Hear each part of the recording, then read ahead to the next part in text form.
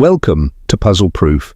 Join us as we unravel today's captivating story and solve exciting puzzles together.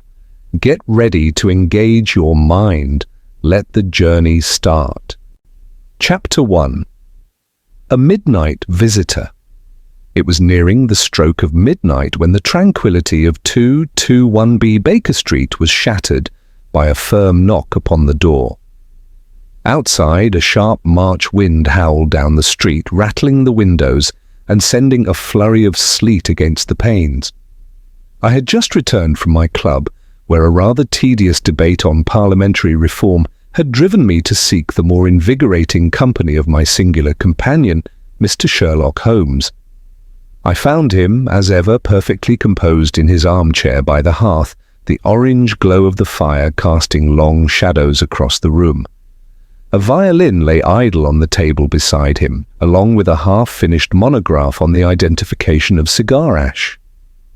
The scent of tobacco hung faintly in the air. "Do you expect someone?" I asked, unfastening my coat. Holmes didn't glance up from his reading. No, but I surmised from the shifting of the carriage wheels outside and the hesitant tread upon the step that our visitor is a man of means, yet presently in some distress. He is alone and has been driven directly here from Victoria Station. I raised my eyebrows. "And how, pray, have you deduced all that?" But before he could answer, Mrs. Hudson opened the door and ushered in a tall, pale man wrapped in a long travelling coat. His dark hair was slick with rain, and though he tried to compose himself, it was clear from the agitation of his eyes and the tremor in his fingers that something had shaken him deeply. Mr. Holmes," he said breathlessly. "My name is Julian Wetherell. I serve as personal secretary to Lord Ashwick. I have come on urgent business, matters most unusual." Holmes gestured calmly to the chair opposite him. "Do sit, Mr. Wetherell. You are most welcome, despite the hour. Might I offer you brandy to settle your nerves?" The man nodded gratefully.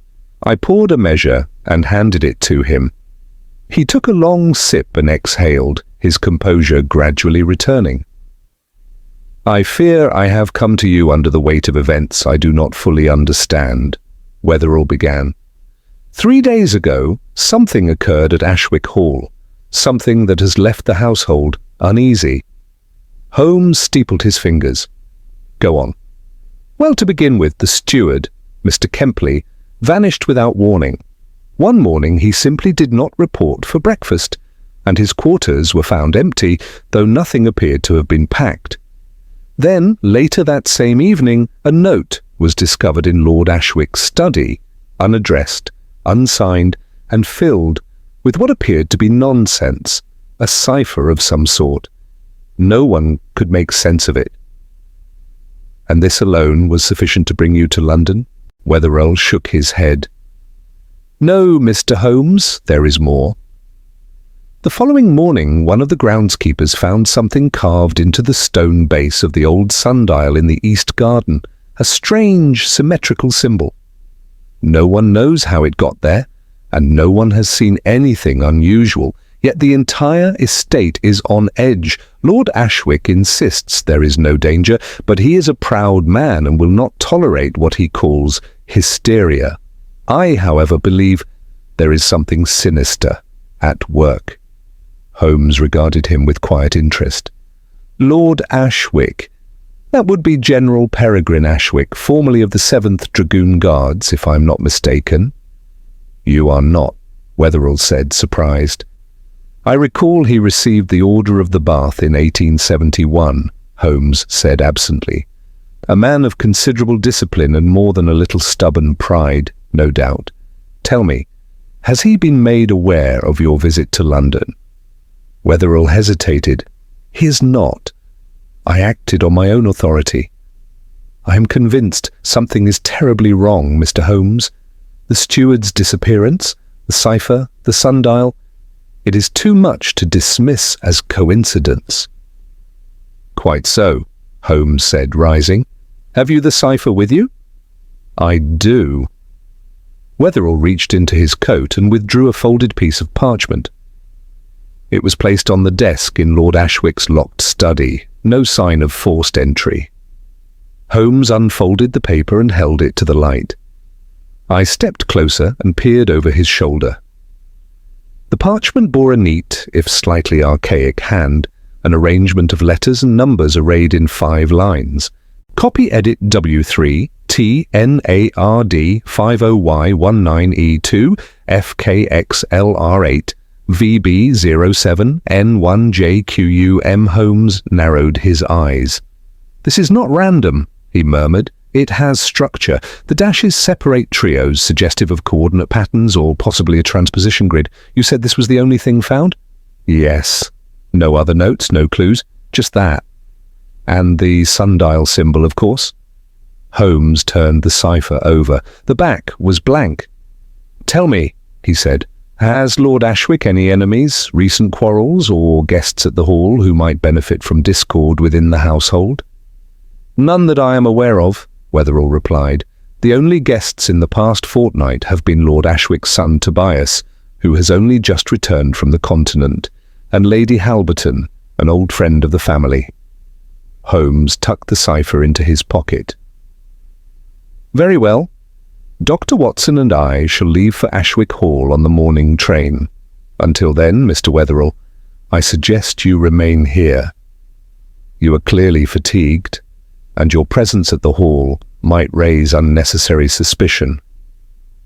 Wetherell looked visibly relieved. "Thank you, Mr. Holmes. I feared I would not be believed. You are not the first man to have mistaken quiet alarm for madness. Often, in such matters, the truth is merely concealed beneath a veneer of the mundane." Holmes turned back toward the fire, the flickering light dancing over his sharp features. "And in my experience, the stranger the case appears at first glance, the simpler its root. We shall see whether that holds true at Ashwick Hall. Chapter 2. The Cipher and the Sundial. The morning was grey and damp as the train rumbled northward through the Midlands, the windows misted with condensation and the sky threatening further rain. Holmes, ever the picture of composure, sat across from me in the compartment, legs crossed and eyes closed, not sleeping, but thinking. I knew the look well. Behind that still face, the wheels of deduction turned rapidly. Between us, on the fold-down table, lay the curious cipher Mr. Wetherell had brought the night before. Holmes had already dismissed several common encryption methods, Caesar shifts, simple substitution, and even the Playfair square. Yet the structure of the message continued to intrigue him. "It is too deliberately cryptic to be meaningless," he remarked suddenly, his eyes still closed. "But too structured to be madness. I suspect, Watson, that the author of this cipher is not trying to conceal his message from the world entirely, only from a particular reader." "A private code?" I suggested. "Possibly. Or a message that depends not merely on letters, but on context, place, position, timing. We shall know more once we see the sundial." Upon arrival at Derby, we took a dog cart from the station, driven by a young groom sent from the estate. The journey through the countryside was bleak and rather cheerless. Leafless trees flanked the winding lanes, and mist drifted across the hills. Holmes sat upright, scanning the landscape with quiet interest. Ashwick Hall came into view after nearly an hour, a great, grey stone house with tall chimneys and ivy-clad walls, seated on a gentle rise above a wide, empty field.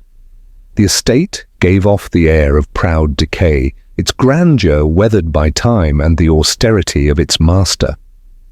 We were met on the steps by a stern-looking butler, and led through the entrance hall, a cavernous space of oak panels and high windows, to a smaller study at the rear of the house, where Lord Ashwick awaited us. General Lord Peregrine Ashwick, though past 70, retained a martial presence. His back was ramrod straight, his white moustache immaculate, and his eyes as sharp as a hawk's. "So," he said brusquely. "Wetherell's gone behind my back." Typical of the boy. "But if you're here, I suppose there's no harm in hearing what you've got to say." "We are merely here to observe, Lord Ashwick," Holmes replied with polite indifference. Mr. Wetherell's concern was genuine, and I must say the cipher you received is certainly peculiar. Ashwick waved a hand dismissively. "Superstition and nonsense. The servants have worked themselves into a state. If Kempley's gone off, it's probably to avoid his obligations. He's a shifty fellow at the best of times. As for the cipher, well, perhaps it's a prank." "Perhaps," Holmes said, non-committal. "Might we see your study?" He led us to a spacious, book-lined room with a heavy writing desk and a wide window that looked out upon the eastern gardens. Holmes moved silently about the chamber, noting the position of the inkwell, the faint indentations on the blotting paper, and a trail of fine dust on the window ledge. "The cipher was left here, you said?" Holmes asked. "On the desk," Ashwick said. "No one had access to the room but myself. The door was locked the night before and again in the morning. No sign of entry." "And yet the message appeared," Holmes said quietly. He crouched to examine the lock and sniffed at a smudge on the doorknob. Then he stood abruptly. "I should like to see the sundial." We were led through the eastern wing of the house and out into a formal garden that had clearly seen better days. The hedges were trimmed, but the flower beds were bare, and the stone paths were slick with moss. In the centre of the garden stood the sundial, an elaborate affair of blackened bronze atop a circular stone base. "There," Wetherell pointed. "See the mark?" At the southern edge of the stone base, just beneath the dial's shadow-casting gnomon, was a carved symbol, precise, symmetrical, and recently cut. It resembled a six-pointed star enclosed within a circle, though the lines intersected at odd angles, and a small triangle had been inscribed just outside the perimeter. Holmes crouched, fingers tracing the symbol lightly. "Fresh," he murmured. "Less than a week old, not made with a chisel, too clean, more likely etched with acid." "Etched?" I asked. He nodded. "Note the slight discoloration around the lines. Whoever did this was precise. This was no idle vandalism. It was intended to be found." He pulled a small compass from his coat and studied the orientation of the sundial. "Curious, the symbol faces due east, and the cipher lines, Watson, do you recall? The first triad, W3TNAR, coordinates perhaps?" I furrowed my brow. Longitude and latitude? Unlikely to be geographic, perhaps spatial in another sense. A room, a corridor, or... He looked up at the house. A shelf. Lord Ashwick gave an irritated grunt. "This is all academic. My steward is missing, and now the place is riddled with code and graffiti." "My patience wears thin, Mr. Holmes." "I understand," Holmes said. "Tell me, this sundial, has it any family significance?" Ashwick's brow furrowed. "It was brought from Italy in the 1770s by my great-great-grandfather, placed here in 94. It's always been part of the garden." "And the chapel on the far edge of the property?" Holmes asked, glancing toward a moss-covered structure some distance away. "The family chapel. Abandoned since my father's time. We never use it." Holmes smiled faintly. "Then perhaps it is time we did." As we walked back toward the house, Holmes was uncharacteristically quiet. I had come to recognize these silences as the hallmark of a mind in rapid motion. He paused only once, turning back to look at the sundial, his eyes narrowing. A cipher left in a locked room, a vanished steward, and now a symbol carved with chemical precision facing east. He nodded to himself. "Something here is being orchestrated, Watson. The question is, to what end?" I glanced back toward the sundial, chilled not by the wind, but by the creeping sense that we had stepped into a game already in motion, a game whose rules had yet to reveal themselves. Chapter 3. Shadows in the Chapel. Later that afternoon, beneath a leaden sky and the faint patter of drizzle, we made our way toward the old chapel. It sat at the farthest edge of the estate, surrounded by a grove of twisted yews that gave the place a sombre, neglected air. The path had long since been overtaken by moss and leaves, and the iron gate at the chapel's entrance hung crooked on its hinges. Holmes stepped lightly, his keen eyes scanning every inch of the ground and walls. The building itself was a small Gothic structure built from crumbling limestone, with stained glass windows now darkened by decades of grime. A weathered stone cross stood at the peak of the roof, askew, but somehow still standing. As we approached the heavy oak door, Holmes held up a hand. "Observe, Watson," he said, pointing to a disturbance in the earth just before the threshold. I knelt to examine it. The ground was softer here, churned slightly as if recently trodden. "Footprints?" I asked. "More than one set," Holmes confirmed. "At least 2 individuals have entered this chapel within the past 3 days. One was heavy set, judging by the depth. The other lighter, perhaps a woman. And note the boot heel, English made, not older than a year." He pushed open the door with a slow creak. Inside, the air was musty with disuse. Wooden pews stood in rigid rows covered with dust and cobwebs.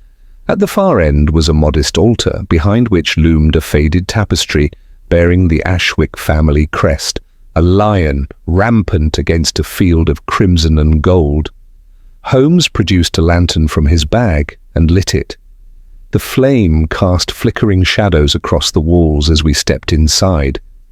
"Look there," he said, moving toward the right side of the chapel. Dust displaced beneath that window. Someone stood here, likely for some time.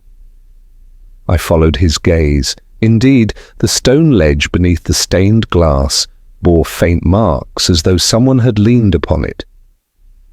Holmes pressed his hand against the wall and gave it a gentle push.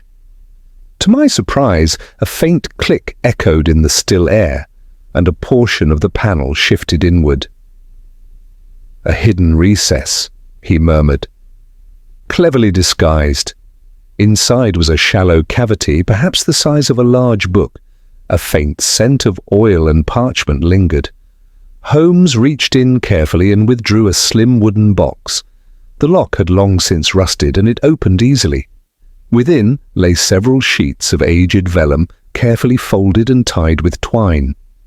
Holmes untied the bundle and spread the papers on a nearby pew. "What do you make of this, Watson?"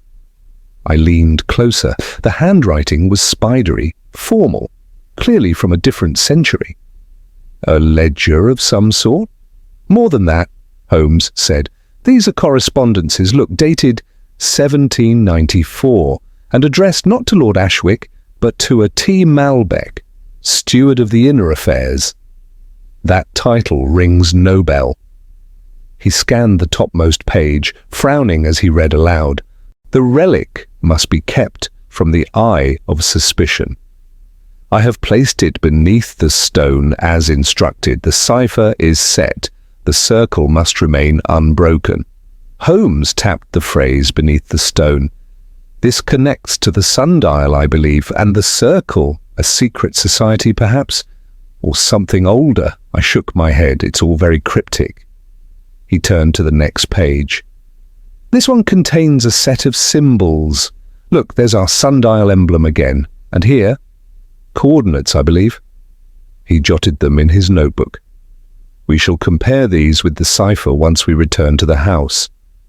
As we continued to examine the recess, Holmes's lantern caught something gleaming behind the panel. He reached in once more and withdrew a small brass key. It was oddly shaped, too delicate for a chest or door, and certainly antique. "No markings," he murmured, "but not without purpose." A sudden noise startled us both, a sharp clack from the rear of the chapel. We turned as one, but the door remained closed. Holmes extinguished the lantern and motioned for silence. We waited in darkness, ears straining.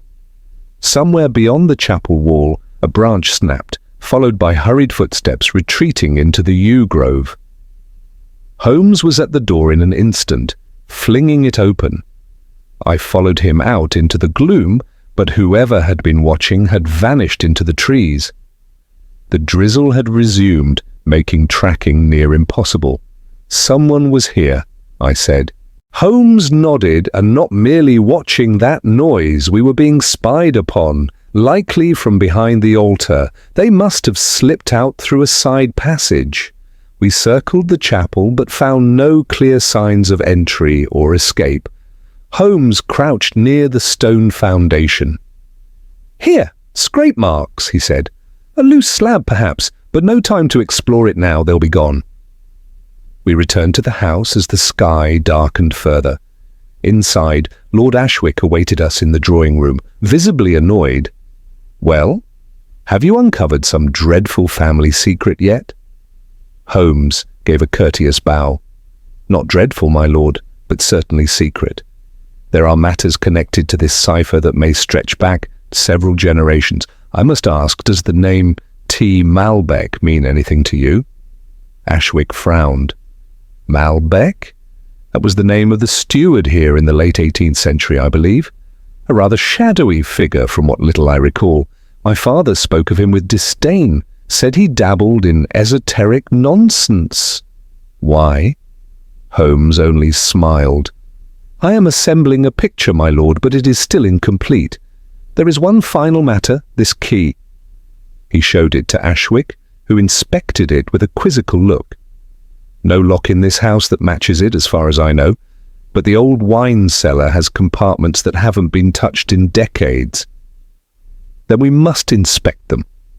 Holmes's gaze lingered a moment longer on the tapestry above the hearth. "After dinner, perhaps. Secrets tend to speak more freely when the house is quiet." As we left the drawing room, I leaned toward him. "You believe this is about more than a missing steward?" "Undoubtedly," he said. "We are not merely chasing a cipher, Watson. We are following the scent of something that has waited a long time to be disturbed. And I believe our watcher in the chapel tonight was hoping we wouldn't find what we did." Chapter 4. The Cellar and the Whispering Walls. Dinner that evening at Ashwick Hall was a muted affair. Lord Ashwick dined with rigid propriety, though his distaste for our presence was increasingly evident. Holmes, by contrast, was in a particularly meditative mood. He declined the roast duck, nibbling instead on bread and a single boiled egg, which he ate with mechanical indifference, while his mind worked furiously behind his clear, distant gaze. After the meal, we withdrew to the library, where Holmes paced the floor, fingers pressed together beneath his chin. He paused occasionally to jot notes, rearranging cipher fragments and the coordinates discovered in the chapel. "The relic mentioned in the letter," he said suddenly, "suggests something of symbolic or monetary value, perhaps both. But if the cipher points toward it, and our friend in the shadows is seeking it as well, then the stakes may be higher than we imagined." "You suspect the missing steward Kempley may have been close to discovering it?" "Or that he already had," Holmes replied. And someone took steps to silence him. At precisely 9:30, we descended into the lower levels of Ashwick Hall, led by Wetherell through a narrow stone corridor, dimly lit by gas lamps. The cellar door, a thick slab of oak banded in iron, creaked open under Holmes's hand. The air inside was damp and laced with the scent of earth and wine. "This section," Wetherell said, "has been sealed for decades. Most of the servants refuse to enter. They say it's haunted." Holmes raised an eyebrow. "By the past, no doubt."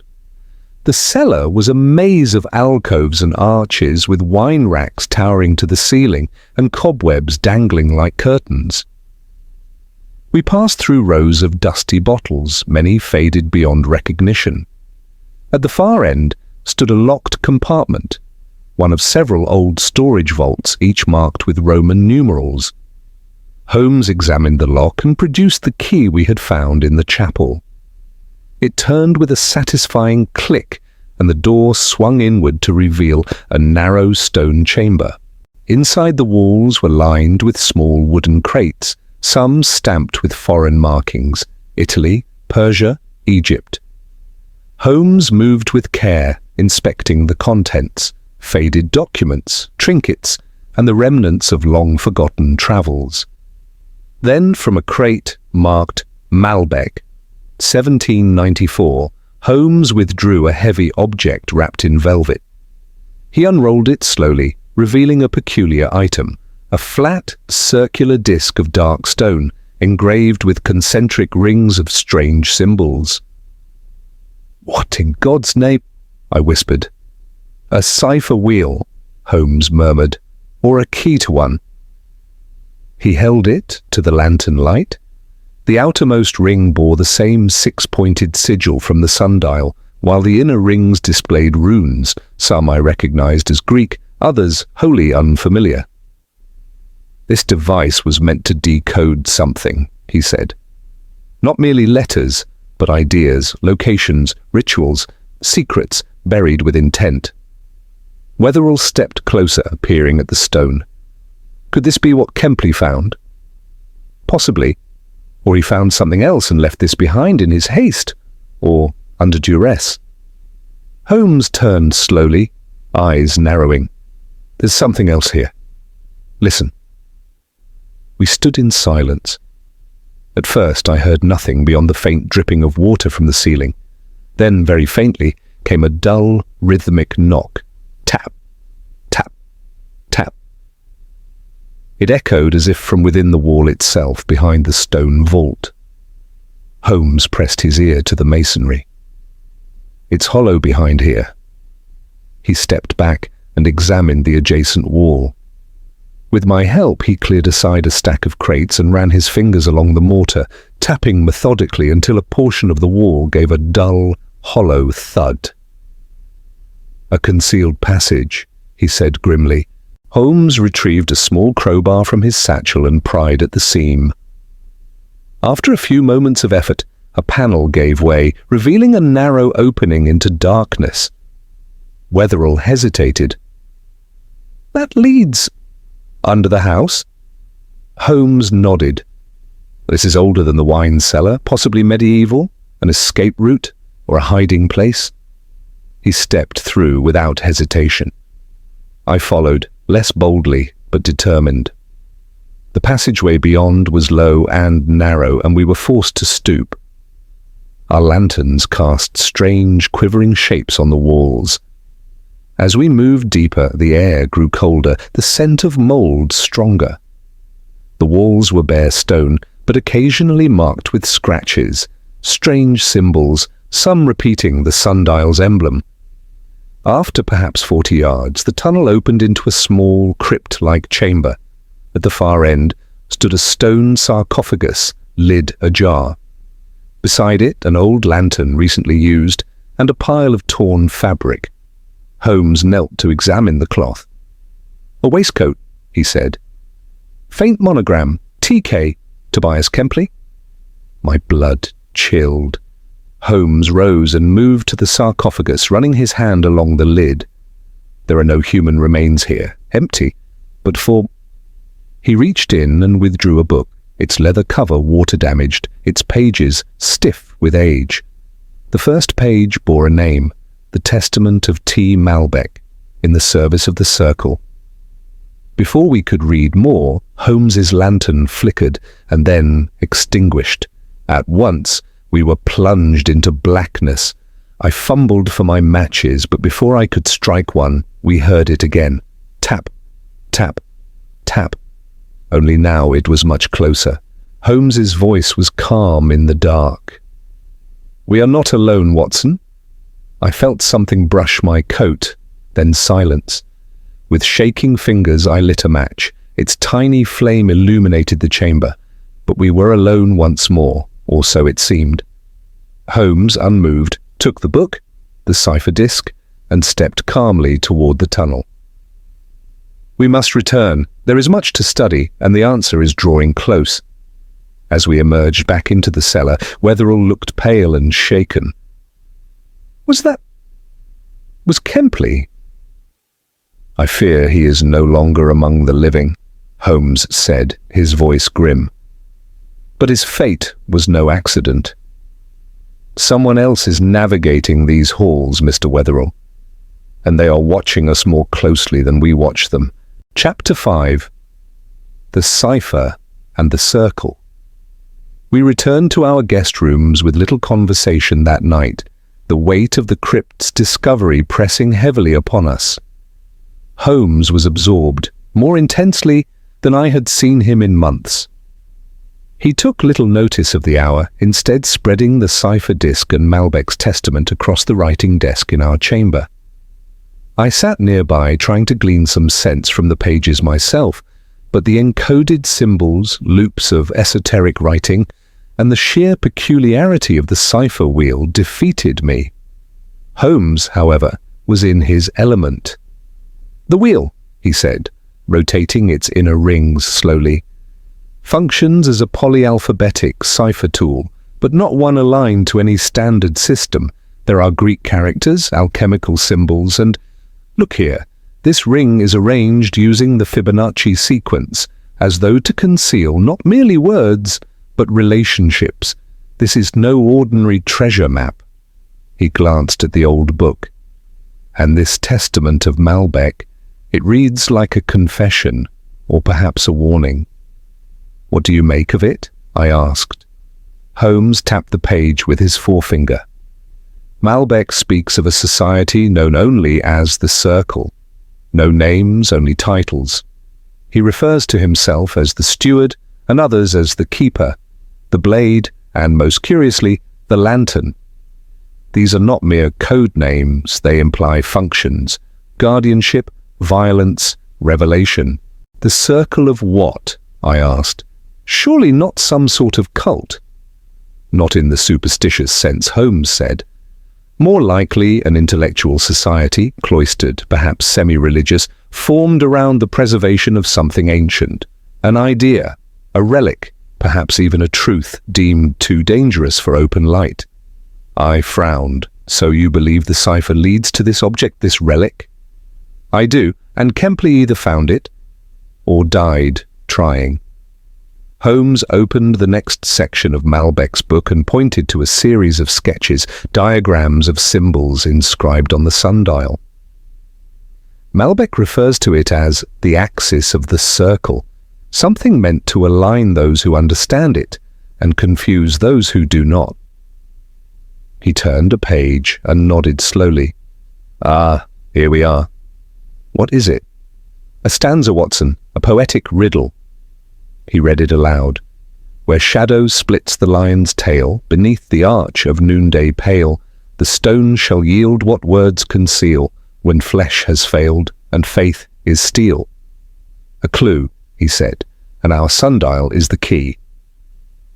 I was about to respond when a soft knock interrupted us. Holmes was immediately alert. He stepped to the door, opened it a crack, and saw no one, but on the floor lay a folded scrap of paper. He picked it up and unfolded it. A single line had been scrawled in neat, careful hand. "You are not the only reader of the circle." Holmes's face hardened. "We have an adversary with knowledge, Watson, and subtlety." I stood. "Do you suspect Lord Ashwick?" "Doubtful. He is a proud man, but not devious." "No, this is someone else. Someone within the house, perhaps with ties to the estate's past." He turned back to the table. "There is no time to sleep. We go to the sundial, now." We stepped out under a pale moon, lanterns in hand, the wind rustling the leaves like whispered warnings. The sundial loomed silently at the far edge of the garden, the lion's head on its base gleaming dully in the moonlight. Holmes circled it slowly, crouching beside the pedestal. "Where shadow splits the lion's tail," he repeated. That suggests a specific time. He produced his pocket watch and compared the moon's position to the sundial's orientation. Just past midnight. In the riddle, noonday pale likely refers not to midday, but to a time when the light is dim, perhaps twilight or moonlight. We are close. He rotated the cipher wheel once more and aligned the sundial's symbols with those in Malbec's diagrams.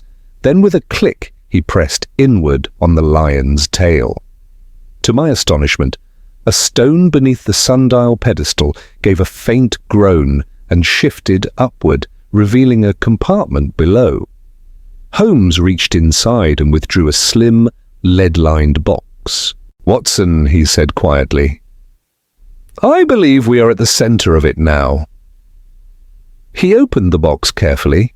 Inside, wrapped in oilskin, was a single object, a small oblong prism made of deep green stone, perhaps jade, etched with runes that glowed faintly even in the lantern light. It was cold to the touch and impossibly smooth. "Is it a gemstone?" I asked. "Not as we understand it," Holmes murmured. "More likely a symbolic artifact, the relic, the axis." At that moment there came a sudden rustle behind us. We turned and saw a figure darting through the hedgerow. Holmes gave chase at once. I followed, crashing through the thicket. The figure was swift, cloaked, and clearly familiar with the grounds. He turned down toward the grove near the chapel, but Holmes, anticipating the move, cut across and tackled him to the earth. The figure struggled, but Holmes overpowered him, pulling back the hood. It was Wetherell. His eyes blazed with fury and fear. Holmes stood. "I had my suspicions." "You don't understand," Wetherell spat. "The circle is not gone. It never left. Malbec's oath binds us still." "You were Kempley's contact," Holmes said. "You feared he would betray the secret, so you followed him. You led him to the crypt. But then what?" "I didn't kill him," Wetherell said quickly. "He found the relic and vanished. I feared the circle punished him. I've been trying to follow his trail ever since." Holmes examined him carefully. "You're lying in part, but not all. Come, we'll sort this inside, and you will tell me everything you know about the circle, about Kempley, and about what the relic truly is." As we walked back to the house, Holmes glanced down at the green prism in his hand. "There is more to this than ancient riddles and missing stewards, Watson. This object was hidden, not to be found, but to protect us from its knowledge, and I fear our discovery may have set events in motion we do not yet comprehend." Chapter 6. The Keeper's Confession. We escorted Wetherell back into the library where Holmes placed the green prism delicately on the desk between us. The sight of it seemed to drain the colour from Wetherell's face, and in the lantern's light, the etched symbols on the relic shimmered subtly, almost as though they pulsed with thought. Holmes folded his arms and regarded Wetherell in silence for several moments. The tension was unbearable. "You said Malbec's oath binds you still," Holmes said at last. "You will now explain that statement in full, or I shall place this matter immediately in the hands of the Yard." Wetherell lowered his head. "You wouldn't understand. None of you can." "Try me," Holmes said calmly. The steward sighed, as if surrendering a great weight. "Very well, but you must believe me when I say that I am not your enemy. I sought only to keep the circle's oath unbroken." Holmes nodded once. "Speak." Wetherell sat down, his voice low and almost reverent. "When I first came to Ashwick Hall, I was not merely hired as steward. I was chosen. The Ashwick family has, for generations, served as the earthly guardians of the circle's secret. Malbec, the ancestor who wrote that book, was the last lantern. It was his task to record, encrypt, and bury the truth. But others within the circle, they feared the knowledge would be misused. Some left, some turned on their brethren." "And you?" I asked, unable to keep the disdain from my voice. "What role did you assume?" "I am the keeper," he said softly. "It has been my charge to protect the relic." "And Kempley?" Holmes asked. Wetherell grimaced. Kempley was ambitious, too ambitious. He grew obsessed with decoding Malbec's testament. I warned him repeatedly that the relic was not for us. It was a responsibility, not a prize.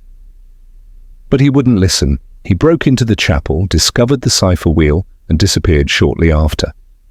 "You believe the circle took him?" Holmes asked. Wetherell nodded. "They have their ways, not all of them civilized." "And yet," Holmes said, "you searched the ground secretly, left warnings, watched us in silence." "I feared you would succeed where Kempley had failed. I feared the relic would be exposed." Holmes considered this. "If you truly wished it hidden, why not destroy it?" Wetherell looked horrified. "You can't destroy it. It's not just an object. It's a fragment of something larger, something older. We don't know where it came from, only that the moment it was discovered, people began to die over it. It is said to reveal everything, truths that divide men's souls. The circle splintered because of what it showed them." Holmes said nothing for a long while, then quietly he asked, "What does the relic do?" "No one knows precisely." Malbec wrote of visions, patterns, equations that seem to defy time. Some say it reveals the true order of the world, others that it's a map to something hidden beneath the very earth, but all who gazed too long into its symbols either vanished or went mad. A chill crept up my spine. I glanced at the prism, which now seemed far less like an artifact and far more like a ticking device. Holmes leaned closer. "And the circle? Does it still exist?" "Not as it once did," Wetherell replied, "but there are still some of us, scattered, watching, waiting." "Then someone else is here," Holmes said, "someone who wants the relic for their own ends." Wetherell looked at him sharply. "Yes, I believe so. I received a letter some weeks ago, unsigned, bearing the sigil of the circle, but altered. The seal was broken, the circle cracked. A warning." "A rogue element," Holmes murmured. "Possibly the blade Malbec referred to." I frowned. "You think one of these circle members has returned after all these years?" "Yes," Holmes said simply. "And they may already be in this house." There was a silence. Then Holmes turned to Wetherell. "You will remain in this room. Do not touch the prism. Do not speak to anyone. Watson and I must conduct one final search."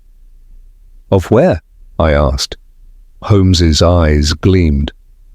"Lord Ashwick's study." The study was dark, lit only by a single gas lamp and the faint orange glow of coals in the fireplace. Holmes moved with quiet efficiency, examining the desk, shelves and cabinets. Nothing appeared out of the ordinary at first, then he found it, a secret compartment behind a shelf of theology books. Inside, letters, dozens of them, all recent, all bearing variations of the circle's sigil. Most were brief, but one, longer, and marked in red ink, caught Holmes's attention. He read it aloud. "The time is nearly upon us. The keeper grows weak. The relic will be claimed, and with it, the knowledge restored. We are no longer the watchers, we are the flame. The blade returns." Holmes folded the letter. This was not addressed to Wetherell. Then to whom? Holmes stared at the signature. It is unsigned, but accompanied by a mark. He turned the paper to show a strange symbol, a fractured circle with a dagger through it. "The blade," he said. "And Lord Ashwick?" I asked. "Either a pawn or a host." Holmes rifled through the rest of the letters. One, near the bottom, bore Lord Ashwick's seal. It was addressed to a man named Bartholomew Rook and dated just a fortnight prior. Holmes's eyes narrowed. Bartholomew Rook is not the Lord's given name, but it is the name of a former antiquities scholar expelled from the Royal Society for forging artifacts and accused of esoteric experiments. "You're saying Lord Ashwick?" "Isn't Lord Ashwick?" Holmes nodded. "We must act swiftly. The man posing as Lord Ashwick has orchestrated this from the beginning." We returned to the library to find the lights extinguished and Wetherell gone. The prism lay undisturbed, but a single slip of parchment rested beside it. Scrawled in ink were the words, "It is not you who have found it. It is it that has found you." Holmes picked up the note with a gloved hand. "Too late," he said grimly. The Blade walks again. Chapter 7. The Blade in the Fog. Dawn broke reluctantly over Ashwick Hall, its pale light filtering through the estate's fog-drenched grounds like a ghost reluctantly returning to the world of the living. The house was still, unnaturally so, as if it sensed the weight of the revelation Holmes had unearthed. Lord Ashwick, if that was even his true identity, had vanished before sunrise. Wetherell, too, had disappeared without trace, the note he left behind hinting at a fate or allegiance we had not yet fully grasped. Holmes stood at the library window, his silhouette tall and motionless. "We are not dealing with a mere fraud," he said at last. "This man, Bartholomew Rook, is a fanatic, a man convinced he serves a higher truth. That combination, intellect and obsession, makes him as dangerous as any Moriarty."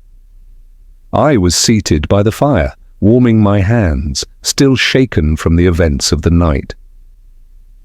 "You believe Wetherell has joined him?" I asked. Holmes shook his head. Number Wetherell is a man divided, torn between tradition and self-preservation. He fears the relic, but more than that, he fears what men like Rook would do with it. Holmes turned to me.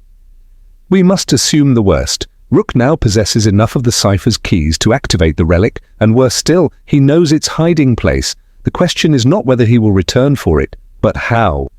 As if in answer, the butler arrived with a sealed envelope. "For Mr. Holmes, delivered by hand." The courier vanished before I could question him. Holmes took the letter and opened it. A single line written in a familiar, precise hand. "Meet me at the stone bridge before dusk. Come alone. Bring the axis. No signature, no threats, just certainty." Holmes turned to me with a faint smile. "The invitation is too generous to refuse." "You can't possibly go alone," I said. "I must, but you won't be far behind." He placed a hand on my shoulder. "Arm yourself. Bring the revolver. We may require more than words before this day ends." By evening, the fog had thickened. The woods surrounding Ashwick Hall were bathed in grey, muffling sound and distorting sight. I followed Holmes at a careful distance, staying just far enough to remain hidden, yet close enough to intervene. The stone bridge lay over a brook a mile east of the house, a lonely stretch surrounded by thick birch trees and broken statues from an older age. Holmes stood at the centre of the bridge, the green relic cradled in his gloved hand. He waited without motion, his breath visible in the damp air.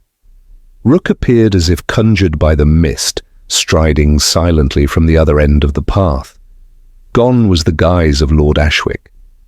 He wore a long grey coat, his head uncovered. His eyes burned with conviction. "You've brought it," he said. His voice was calm, cultured, and utterly cold. Holmes did not move. "You were thorough in your deception. I applaud the performance, but you underestimated one thing. Curiosity attracts more than the curious." Rook smiled faintly. "I needed someone to find the cipher, unlock the riddle. Kempley failed." Wetherell faltered. "But you, Holmes, you never resist a puzzle. I simply lit the trail." "You murdered Kempley," Rook shrugged. "He betrayed the circle. He intended to sell its secret to a collector in Istanbul. He understood nothing of the axis. It is not for wealth. It is for revelation." "You mistake madness for insight," Holmes said flatly. "No," Rook said, stepping forward. "You mistake restraint for blindness. This artifact, this axis, holds knowledge older than empires. Malbec saw it. The others feared it. I embrace it. Holmes extended the relic slightly. "And what will you do with this revelation?" Rook's eyes gleamed. "End the illusions. Tear the veil. Let the world see itself as it truly is. Every lie exposed, every mask shattered." I could take no more. I stepped from the trees and leveled my revolver at him. "Stay where you are!" Holmes didn't flinch. Rook turned, his face expressionless. "Ah, the good doctor, always the moral anchor." "You'll come with us," I said, "or not at all." But Rook was faster than either of us expected. With a flick of his hand, he drew a small pistol from his coat and fired, not at Holmes, but at me. The shot missed, grazing the branch beside my head. In the same instant, Holmes tossed the relic high into the air. Rook cried out and lunged, dropping his weapon to catch it. Holmes was already moving. He tackled Rook hard, driving him into the stone railing of the bridge. The relic fell and rolled toward the edge, teetering above the brook. I rushed forward, seized the prism, and stuffed it into my coat pocket. Holmes and Rook grappled furiously. Rook was strong, driven by madness and belief, but Holmes was precise. A swift jab to the throat, a strike to the knee. Rook collapsed, choking. "You won't win," he rasped. Holmes stood over him. "This was never a contest, only a revelation." He turned to me. "Watson, fetch the constable, and quickly. Our friend here has many questions to answer." Rook was taken into custody within the hour. Though the local police were baffled by the account, the forged identity, the hidden letters, and the attempted murder were enough to hold him. As for the relic, Holmes placed it in a lead-lined case and sealed it. "It must return to obscurity," he said. "Some truths are not to be uncovered, not yet." "Do you believe the circle will come again?" I asked. "They never left," Holmes replied. "But without the axis they are scattered, shadows. And perhaps for now, that is enough." We left Ashwick Hall the following morning. The fog lifted as we crossed the moor, the sun finally piercing the gloom. Holmes was silent for much of the journey, the sealed case resting beside him like an unwanted passenger. Then at last, he spoke. "There are many kinds of power, Watson. The power to deceive, the power to reveal, but the rarest is the power to resist both." He glanced at the hills behind us. Let us hope the world never hungers too deeply for what lies buried beneath it. Chapter 8. The Unveiling of the Cipher.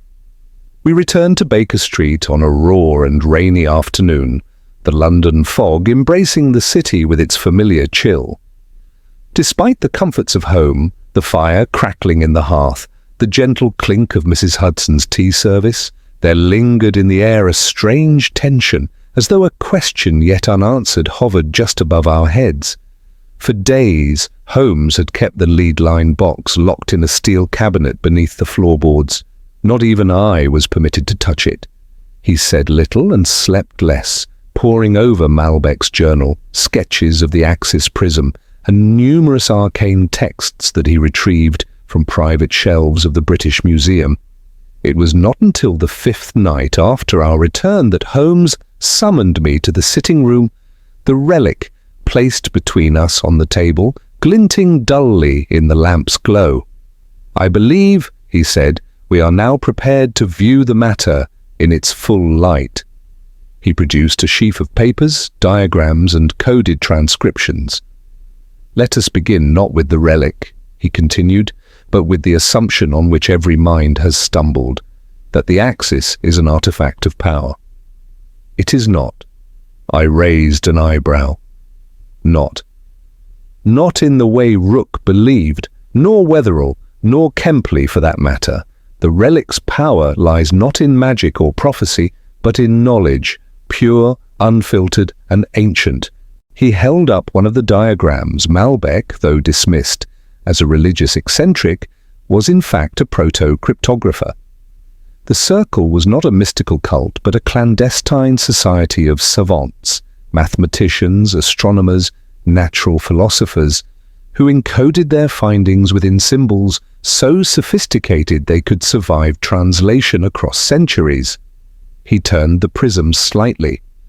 When held to candlelight through a three-point filter, green, violet, and red, the prism reveals a layered cipher, a sequence of logarithmic spirals and frequency patterns that translate into mathematical constants. It is, in essence, a mathematical machine, one designed to carry information across time. "But what sort of information?" I asked. Holmes gave a curious smile. "Instructions. To be precise, it is a key to a vault." My teacup halted midway to my lips. "A vault?" "Yes, not of gold or treasure, but of documents, Watson. Knowledge, buried beneath Ashwick itself. Centuries-old calculations on planetary drift, probability theory, even predictions concerning political cycles and mass psychology. The relic was not designed to empower individuals, but to warn civilizations." He stood and walked to the window, speaking softly. Malbec and his fellow scholars saw the rise of ignorance, the suppression of science, and the danger posed by zealotry. They predicted that in every age there would be those who sought to rewrite truth to suit power. The Axis was designed as a safeguard, a record that could not be burned or distorted, hidden behind layers of reason and symbol. And Rook? I asked, what did he hope to gain? Rook was a brilliant mind, twisted by ego. He deciphered fragments of Malbec's work and convinced himself the relic could grant him vision beyond the limits of ordinary men. In a sense, he wasn't wrong, but his interpretation was poisoned by hubris. He saw himself as a prophet, not a guardian. Holmes paused, then added with a trace of sadness, "That is always the danger with knowledge untethered to humility." I sat in silence for a long moment, the implications swirling in my mind like mist across the moors. "And the vault beneath Ashwick? Does it truly exist?" "Yes," Holmes replied, "and I have taken steps to ensure it is sealed, permanently. I have sent copies of the cipher's decoding to a neutral academic trust under strict conditions. It may only be opened after a century has passed, and only if verified by an independent council of historians and scientists." "Why such precaution?" "Because, Watson," Holmes said quietly, "there are truths mankind must be prepared to receive. Not every answer is beneficial when delivered prematurely. There are ideas within that vault that could either save societies or fracture them." He turned back to the prism and returned it to the case, locking it shut with finality. "The relic is no longer a relic. It is a responsibility." Weeks passed. Rook remained in custody, though his mental state had deteriorated rapidly. He spoke of the awakening, the second circle, and a map beneath the soul of England. His delusions made prosecution difficult. The Home Office quietly classified the case under a code reserved for sensitive historical material. No newspaper ever published the full account. Wetherell was never found. Whether he fled, perished, or returned to the shadows of the circle, Holmes refused to speculate. But occasionally a package would arrive at 221B, usually unsigned, containing obscure pages from rare manuscripts, always relevant to the Axis. Holmes would file them away, unread. "Let him have his burden," Holmes once said. "Perhaps that is penance enough." And as for Ashwick Hall, it was sold in the following spring to an unassuming baronet from Cornwall. Renovations were swift, the chapel was closed, and the ancient vault beneath the east wing was filled in with stone and concrete as instructed. Only we two knew what lay beneath. One evening, months later, I found Holmes seated by the fire, reading Plato. He looked up at me with a trace of amusement. "Do you know, Watson, what the philosopher wrote in his Allegory of the Cave? That men mistake shadows for reality?" "Precisely. But what he did not say, at least not openly, is that there are those who profit by keeping others in darkness." He tapped the cover of the book. The axis was light in its purest form, but even light must be shielded until the eyes are ready to see it. I smiled. "So you've taken to philosophy now?" He raised his teacup in mock salute. After all, when one has bested a madman, deciphered a centuries-old code, and narrowly averted the unraveling of society, one deserves a moment of reflection. We shared a quiet chuckle. Then, as the fire crackled and the city stirred beyond the window panes, Holmes spoke once more, his voice calm, deliberate. "The truth, Watson, is like a prism. Viewed through the wrong lens, it distorts. Through the right one, it illuminates, but seen all at once, without caution, it blinds." And with that, he closed the book, extinguished the lamp, and let the night fall, as mysteries do, into the quiet. The end.